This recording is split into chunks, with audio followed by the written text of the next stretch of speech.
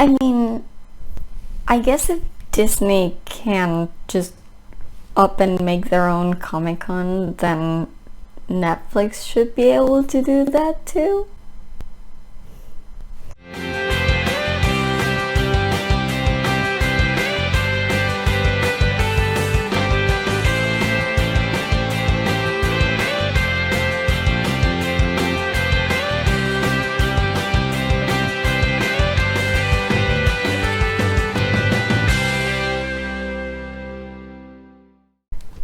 Hi everybody, I'm Carla and this is my fandom blog where I just talk about my fandoms or about fandom in general, and this week is the week that Netflix decided to kill me.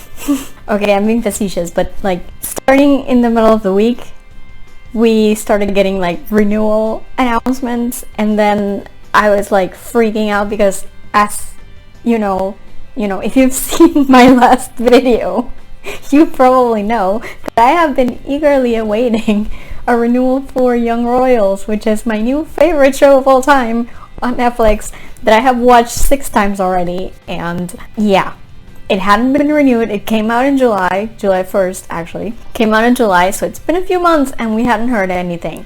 And Netflix has a very bad track record of taking for freaking ever to renew certain shows that I love.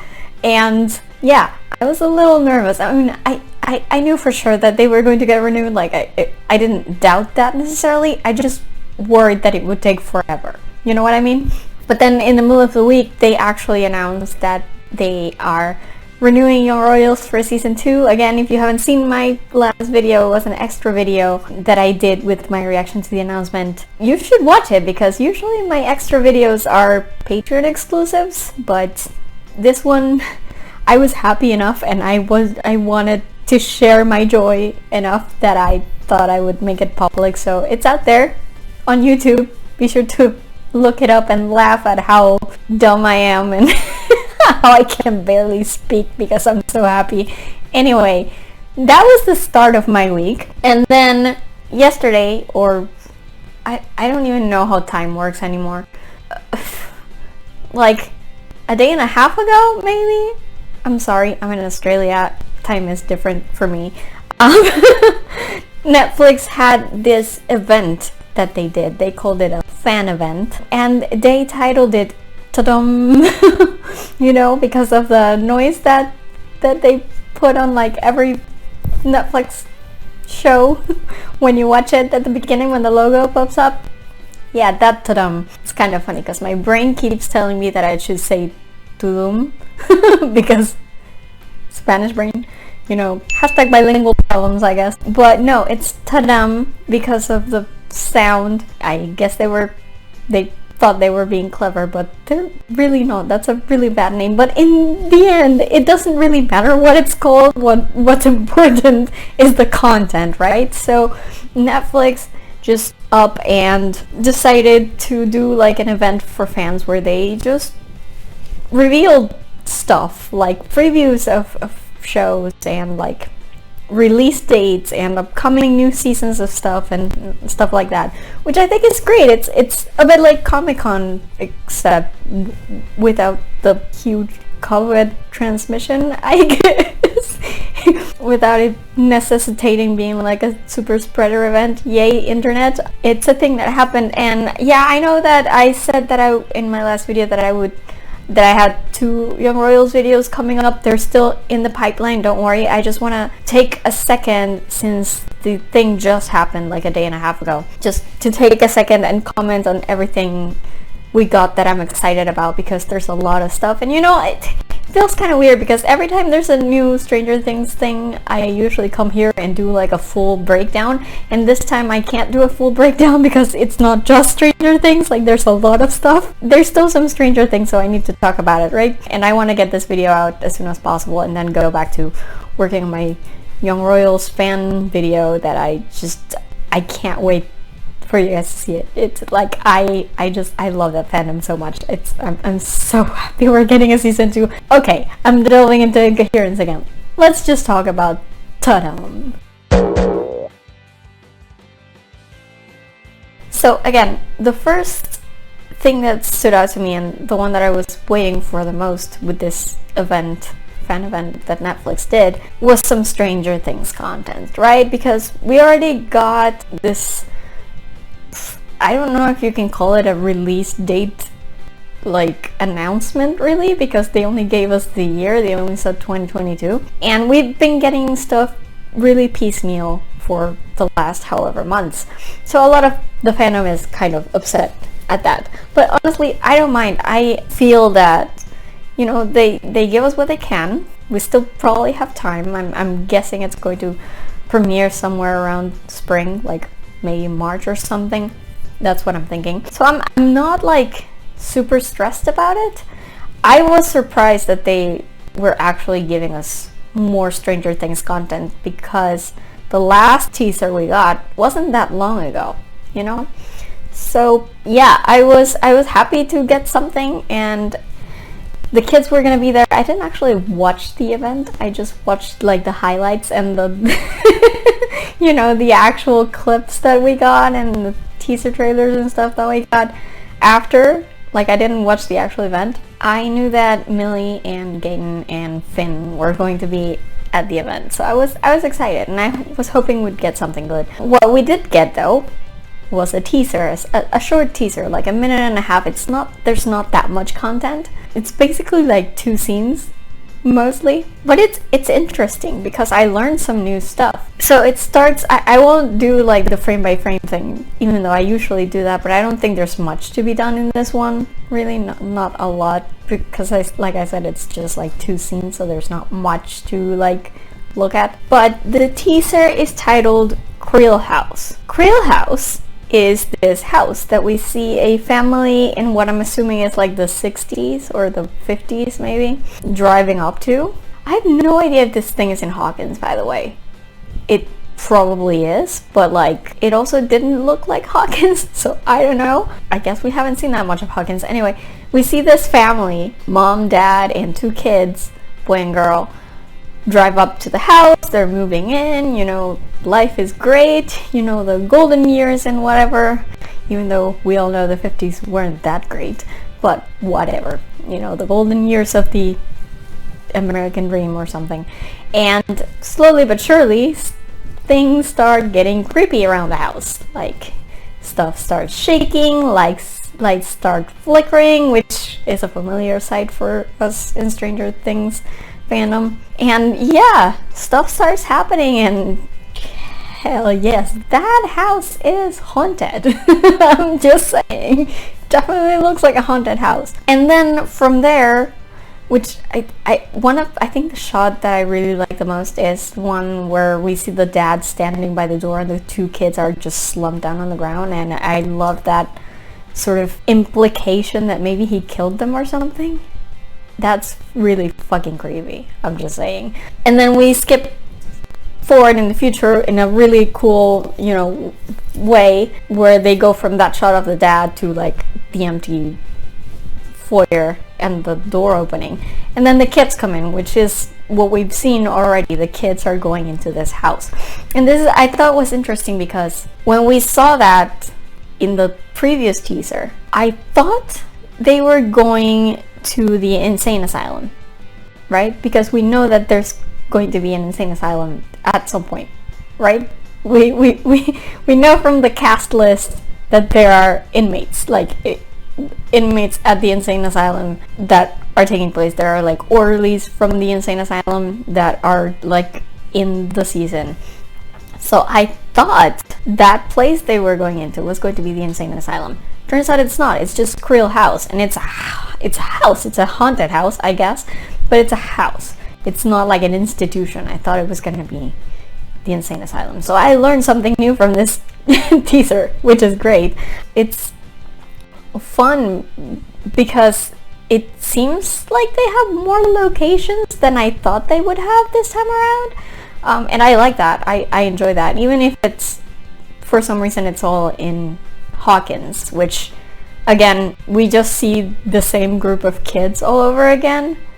No Mike, no Will, no Eleven. So I'm assuming that the 3 of them are elsewhere, probably like halfway across the country or something. I don't know. But it's nice that even within Hawkins we're seeing new places, and that's good. So we see them and there's like an exchange, and Steve is like, okay, so you said we should look for clues, what are we looking for? And then can I just say that just the fact that they're looking for clues, man, the Scooby-Doo vibes are strong and I loves it. I adore that. Like, I started, as soon as the door opens and they come in, I started getting Scooby-Doo vibes, and I'm a massive Scooby-Doo fan, so I love that. And then Dustin responds by quoting Sherlock Holmes. Yep, you got me. I'm good. I'm in. That's all I needed. Of course, Dustin would quote Sherlock Holmes with the very bad British accent while he does it.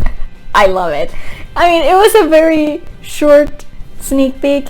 It wasn't necessarily the most exciting thing, but it was creepy, and it introduced us to a new location, so I'm good. I really like this one, actually. I like the idea of the Creel house, and I would like to see where this goes, because now we have an insane asylum and a haunted house in the same season, and I'm like, where is this going? I want to know. Also, I should say this is the third teaser out of 4, so I guess the next one will either be the last teaser or the actual main trailer, so I don't know. I guess we'll see, but I hope it comes sometime soon. Then, quick moment just to mention that Sex Education, the show, got a renewal for season 4, which is great. It premiered last weekend, and I already watched it. I watched it straight away that weekend because Sex Education is just one of those shows that I always watch right away and binge through. I don't normally binge through shows. Like, I usually pace myself to like an episode or 2 a day, but there are certain shows that I binge through right away, and Sex Education is one of them. And I like season 3 a lot. I maybe not as much as season 1. I think season 1 is one of the best seasons of television I've ever seen in my life, but definitely better than season 2. Season 2 was very frustrating for me. So I was glad to see that they were somewhat back to what made them good. So yeah, I really enjoyed it, and I think it touched upon a lot of things that I wasn't necessarily wanting them to touch upon, but I was glad to see, because not many shows touch upon that kind of stuff, and I enjoyed it. So during the TUDUM event, it was announced that the show got a renewal for season 2 after 1 week, which is why I get so freaking frustrated with Netflix sometimes, because Sex Education gets a renewal a week after it premieres, and Young Royals 3 months have to go by. Like, what the hell, Netflix? But whatever. And don't even get me started on Julie and the Phantoms. It's been over a year now. What the hell is going on, Netflix? Like, if you're not going to renew it, can you just tell us? Like, don't keep us in limbo. It's disrespectful. Come on. Then there was a quick teaser, or I guess it's more like a preview scene, I guess, from Bridgerton 2, which, yes, I did watch Bridgerton. I liked it for the most part. I mean, it's a soapy Regency drama, so like, what's not to like? I guess I really enjoyed it, probably not necessarily for the same reasons that everybody and their mother seem to be enjoying it, but I liked it. I thought it was fun, and they showed us a little clip from season 2 where we're introduced. I mean, we get Anthony Bridgerton back, but also we're introduced to a new character called Kate Sharma, who is, I guess, meant to be his love interest, and she's played by this girl whose name I forgot. I'm so sorry, but she's in Sex Education as well. And I mean, in Sex Education she's a supporting player, so I don't really know like how much, like, what her acting chops are. I mean, she's okay, but she doesn't have that much to do, I guess. And she got cast in the role of Kate Sharma in Bridgerton, and we see her in this scene for the first time, and she just, like, I really don't care about Anthony. Like, I do not like Anthony. I honestly do not care about his life, but her, oh my god, I love her already. I love her so much. She is great. I'm so excited to see Bridgerton 2 now. Like, I was not expecting to feel this way, because Bridgerton is like one of those shows that I enjoy watching, but I don't necessarily like get hyped about it. Like, I'm not like, oh my god, I need season 2 of Bridgerton right now. But after seeing this clip, I'm like way more excited about it. So yeah. Then they presented us with a teaser for their upcoming adaptation of Neil Gaiman's just master project, The Sandman. And look, I've never read Sandman. I've always had it on my list for some reason. Like, ages ago I told myself that I was going to read them, but then I never did. And I don't have a lot of time to read comic books these days, so it's always just kind of been there, something that I'm kind of interested in and that I know I would probably enjoy, but then I just don't have time to get to it. But I have heard so many good things about this comic graphic novel that I'm genuinely super interested in watching the Netflix adaptation. And I think Netflix is tricky, because there are some properties that they take really seriously, and then there are some properties that they're just like, meh. You know what I mean? Like, I'm looking at like a bunch of like anime adaptations that they've done, like live action movies and stuff, where you can see that they tried, but it didn't pan out, you know? And they're just like, well, as long as people watch it, even if it's hate watching it, it's fine. But then there are some properties that they just really, really take the time to like get right and to try to figure out what the fans want out of them. And I think Sandman is in the latter category, because it really did seem from this teaser that we got that they're taking care with this thing. Like, it's not that big of a deal, just Charles Dance doing this sort of like ritual thing, and then he summons one of the Eternals, I think is their name, out of which Dream is one of them, and he ends up with Dream. And Tom Story just there, he doesn't say anything, but he's there to properly look like the character, I guess. And his look is so striking that you can't help but like be excited. And honestly, it was a really short tease, but you could see the production quality in this. Like, it looks so good. Oh my god, it looks like they actually took care to like take the panels from the comic and put them in the show as fluidly as they could, because I've seen like comparisons, and it's really uncanny. It really looks like the show, and it looks super interesting, because it's that specific look that actually attracted me to the graphic novel in the first place, and I could feel that in the teaser. So I am super excited for The Sandman. I can't wait to see this thing. I don't remember when it's coming out. I hope it's soon, but god, I really want to see it. Then we come to my favorite trash show, Cobra Kai, which is getting a third season coming soon. Third season? I actually don't know what season we're in. Is it the third? Is it the fourth? I think it's the third. It's coming soon. They gave us a release date, December 31st, which is, you know, it looks right. It's about a year since the last season came out, and you know, they had like a whole trailer for it, and okay, I laughed way too hard. Like, I know I keep saying that Cobra Kai is my trash show, and it's so true, because then they do stuff like this, and I love it. Like, it's so trash, and I love it. This is going to be a shit show. Like, this whole thing with Johnny and Daniel, like, trying to lead the same dojo to get, it's gonna be a shit show, and I mean that in the best way possible, and I love it. Also, let me just say, Amanda continues to be the best part of this show. That's it. I love her. She is queen. She's the best. Just everybody should just listen to Amanda, because she always is right about everything. That is all. Then, this is the part that actually got me the most hyped. They had a presentation for the upcoming Cowboy Bebop adaptation that they're doing, and again, I know, listen, I know that people get really, really uptight about anime adaptations. I know, I get it. I'm not saying it's wrong of you to like feel protective of the things that you love. That's fine. I'm not though. Like, I mean, of course I'm protective because I want the things that I love to be adapted for the fans, you know, in a way that the fans can love them too. But at the same time, I'm very open-minded about it in the sense that, you know, if the adaptation sucks, I'll always have the original. And that is especially true with anime because there's literally no way that any live action adaptation of anything can actually surpass what the anime was. Like, it's a bit different from like book adaptations because in the books you can't really have the visuals.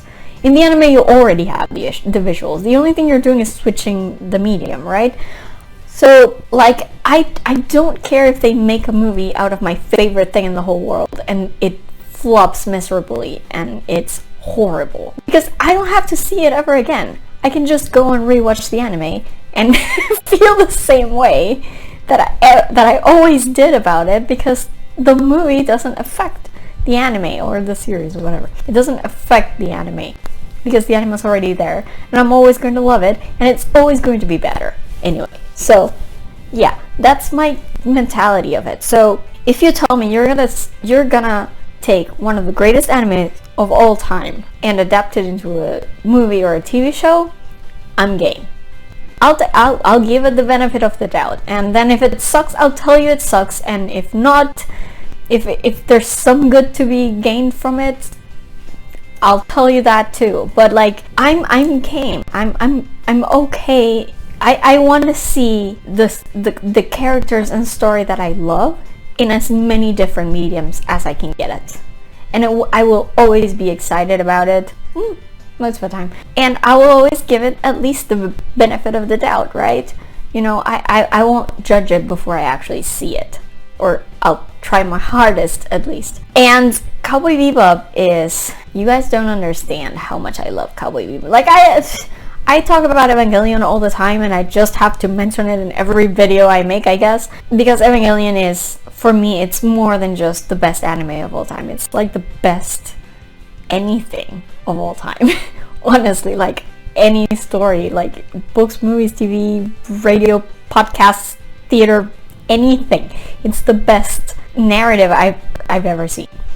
So I talk a lot about Evangelion, but what you may not know, unless you have seen my top 10 anime of all time video, which I did like a few years ago, I think. What you may not know is that Cowboy Bebop is my second favorite anime of all time. I think Cowboy Bebop is a masterpiece. Like, it's very nearly flawless as a piece of art. And I love this show so much. The anime. And yet when Netflix announced that they were going to do an adaptation, I was like, yes, finally, this is what I deserve. And I know a lot of people were like putting it down from the get-go, and I'm like, no, let them do it. If it sucks, it sucks. It's fine. I still have the original. I have it on DVD. I can rewatch it anytime I want. I don't even need to remember that this travesty exists. Okay? But it could be good. It could be good, and then that means that I have more Cowboy Bebop to enjoy. And I'm all in for that. And I have been so hyped for this movie, especially since they announced that they had cast Juncho in the lead. I'm such a huge Juncho fan. Like, I love that dude. That man is such a great actor. I can't even tell you. But I'm so glad that he was cast in the role of Spike, and from that point on, they had my goodwill. So I've been waiting eagerly for any Cowboy Bebop stuff to hit the web. Not too long ago, they had like stills from the show, I guess a while ago, and they looked pretty good. Like, everybody was making such a fuss about Jojo's hair and how perfect it is, which I agree, it's perfect. But like, not just his hair, like everything looked pretty damn good.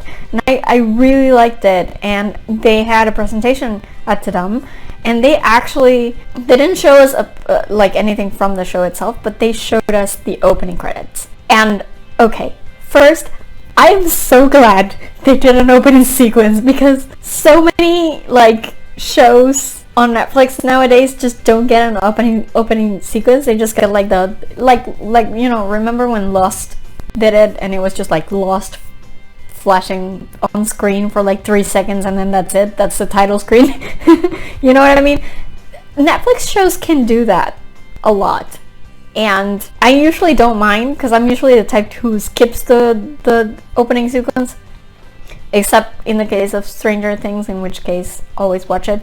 But with everything else, I tend to skip it, so it's not that I mind that shows don't get title sequences anymore, but Cowboy Bebop needs one. Okay? You cannot have Cowboy Bebop without Tank. That song is a classic, and I'm so glad they did. I'm so like, oh god, you cannot. When they said that Yoko Kanno was coming to do the music for the TV show, I was like sold. It was like, oh, hallelujah. You cannot have Cowboy Bebop without Yoko Kanno. That's just, it's not a thing. It's not a thing.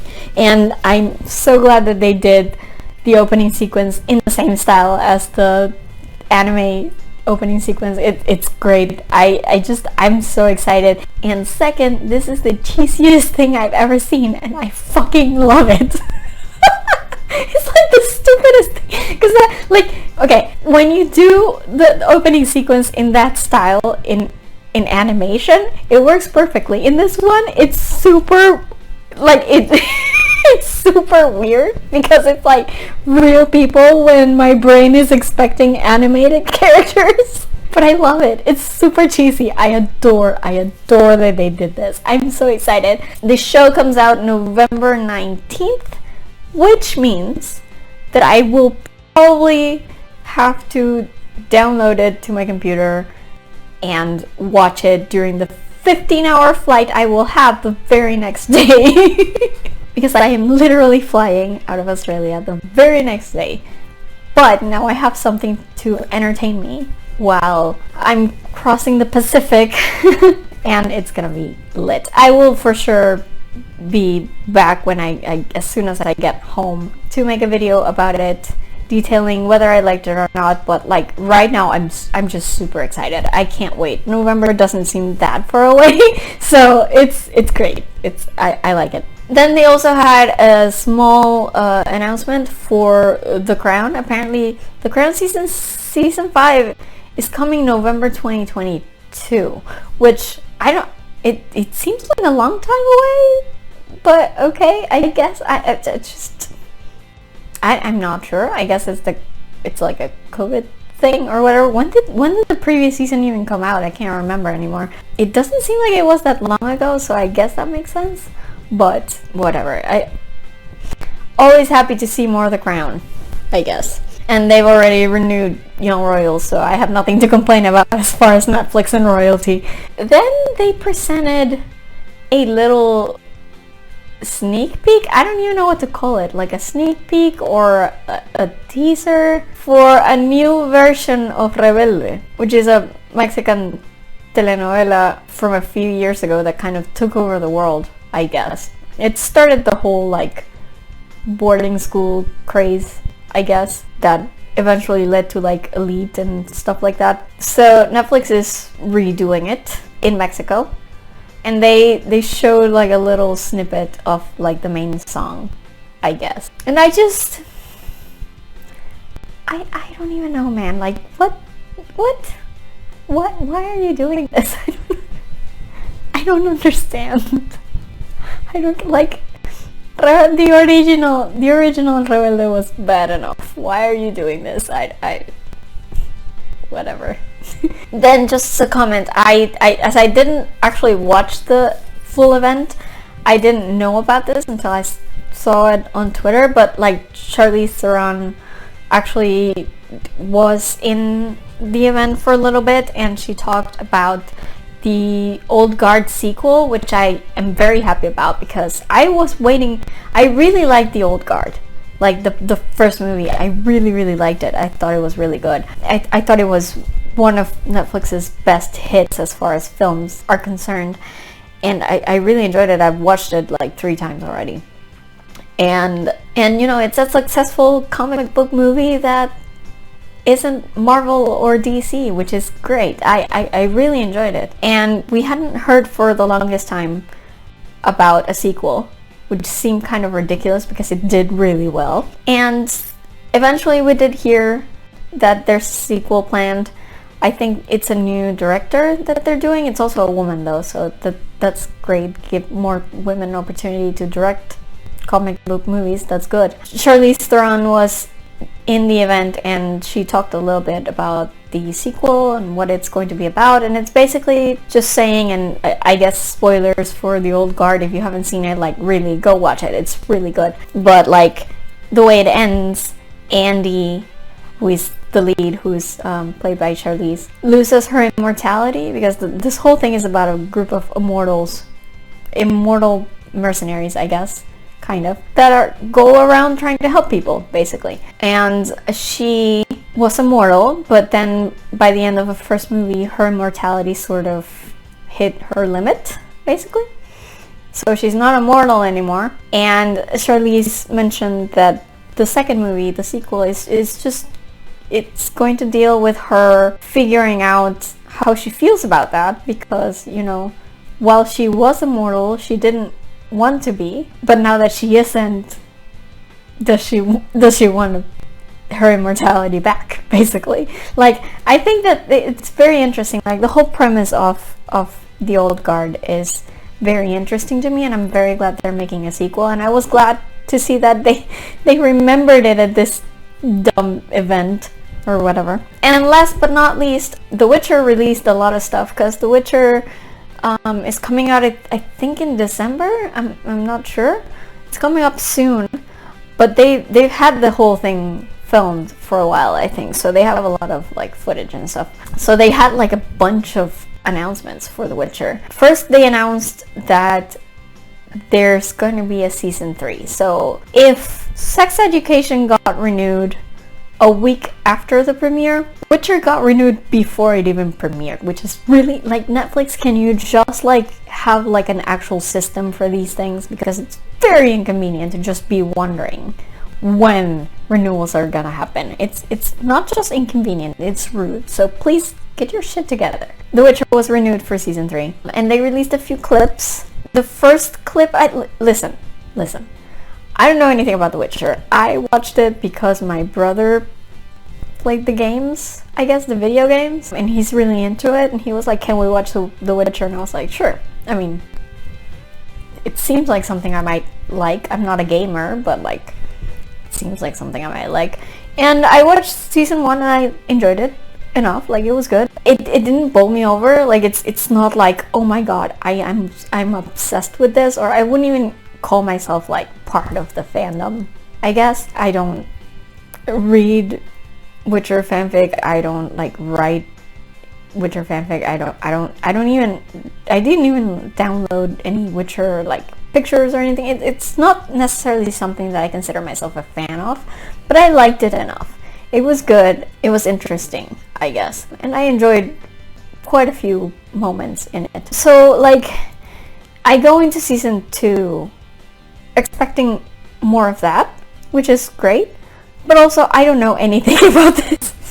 I don't know anything about this universe, like, at all. Like I said, I watched it with my brother, and he had to explain like half of everything to me because I just don't get it. So these clips, I watched them by myself, and sure, okay, they look nice. They look like the first season. They seem congruent with everything I've seen from The Witcher before. I don't know who these people are. I don't know what the point is of them. So, like, okay. So the first clip is like Geralt talking to this creature. I'm not sure how to like talk about them, but I mean, great with the prosthetics and stuff. That's good. I enjoyed that. It looks very realistic. I thought it sounded like Peter Dinklage for a second, and I was like, really? Really? You're gonna put Peter Dinklage under all that makeup. It wasn't Peter Dinklage. It was someone else. It was fine. It was fine. And then there was another clip, a second clip, which, I barely remember anything that happened in Witcher Season 1. But one thing I do remember is that I wanted to see more of Geralt and Ciri together. Like, that was my thing. Like, that was the thing that I kind of latched onto, was Geralt and Ciri having like a father-daughter type relationship. I enjoy that, and we didn't get nearly enough of it in Season 1. So the second clip that we got this time around is actually a clip of Geralt and Ciri together, and I quite like that. I'm glad they're getting more scenes together because I enjoyed that relationship. It's good. And then they released a trailer, like a full trailer, I guess, which had more like information about what was going to happen. We saw Yennefer again, and yeah, I quite enjoyed it. It looks interesting, and also I'm digging Jaskier's new look. Thank you very much. I think that's fun. So yeah, I mean, everything looks good. I'm looking forward to watching the new season, I guess, even though it's not like my biggest fandom of all time, but I enjoy it.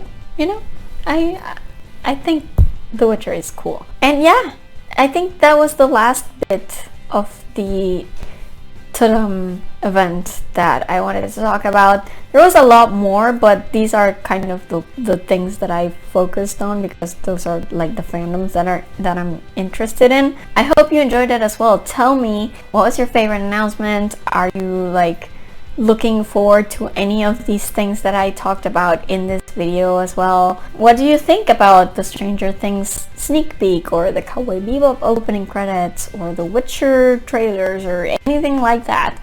Just let me know in a comment what you thought, and we'll have a little bit of a chat about it. I should be back with that Young Royals Ode to the Fandom type video soonish. So stay tuned for that, and then another Young Royals video after that because I'm obsessed. But yeah, if there's anything else that you want me to talk about, if there's anything else that comes up after, I'm watching the 2020 Digimon series. At the moment, I'm still like halfway through, but I will be done with it eventually. So maybe when I'm done with it, I can just do a video on it. I'm actually enjoying it a lot so far. I don't know, if something comes up, I will be here to make a video. But let me know if there's anything you want me to talk about. If it's anything I know, anything I have any knowledge about, I'll be sure to come back and do a video for it. So do that. And once more, if you like this video, please give me a thumbs up. If you like my stuff, please subscribe to my channel. I'm always happy to see people sharing and liking and commenting and subscribing. It really does help me a lot. Let's help me grow this channel slowly but surely, and it really, everything helps. So be sure to do that. Hit the notification bell so that you're always notified when I upload anything new. In the meantime, you can find me on social media. I am on Twitter and Instagram at girlsareweird with underscores between the words, and on Tumblr at girlsareweird with hyphens between the words. You can find a Facebook page for this vlog at facebook.com/FreakingNarnia, and as usual, you can visit my main website at FreakingNarnia.com/vlog. That's VLOG. All my videos are up there in case you missed any and want to catch up. Just do a search, browse around, it's all in there. Be sure to visit. Also, remember that I have a Redbubble store where I make art based on my favorite quotes from my favorite fandoms, and then you can use that art to print on all kinds of merchandise such as masks, coffee cups, t-shirts, that sort of stuff. There's a wide variety of stuff that you can print it on, so be sure to check it out. Maybe purchase something if you're in the mood. It really does help me a lot. And remember, if you want to have these episodes of Talks from Freaking Narnia in podcast form rather than on video, because maybe you're on the go a lot and podcasts are the way that you prefer to get your information or whatever, or your entertainment. If podcasts are more your jam, then what you want to do is subscribe to my Patreon page, where for a very small sum of money every month, you will get all these episodes as podcasts, that is audio only, on the same day they go up on YouTube. And you'll also be supporting my channel, so that's nice. I also have different tiers in there, so a different tier might get you access to all those extra videos that I mentioned that don't get posted on YouTube, but they're exclusively on Patreon. So you can do that, or if you're not into a subscription thing, you just want to donate once or something, you can donate on my Ko-fi page. It's a one-time thing, you just donate, and if you do want to watch one of the extra videos, just make a note on your donation saying, hey, I want to watch this or that, and I'll be sure to get back at you with a link so you can have the access to that video. All of these links are down in the description too, so make sure to check it out and see how you can support my channel if you like what I'm doing here. No pressure, but thank you. And yeah, that's about it for me today. I will see you guys next time with that Young Royals video I've been talking about for ages. It's coming. I will see you guys then with another video from all the way in freaking Narnia. Bye. Without it being like that house, what's his face, from Game of Thrones, Cowboy Bebop. This is the cheesiest thing I ever seen.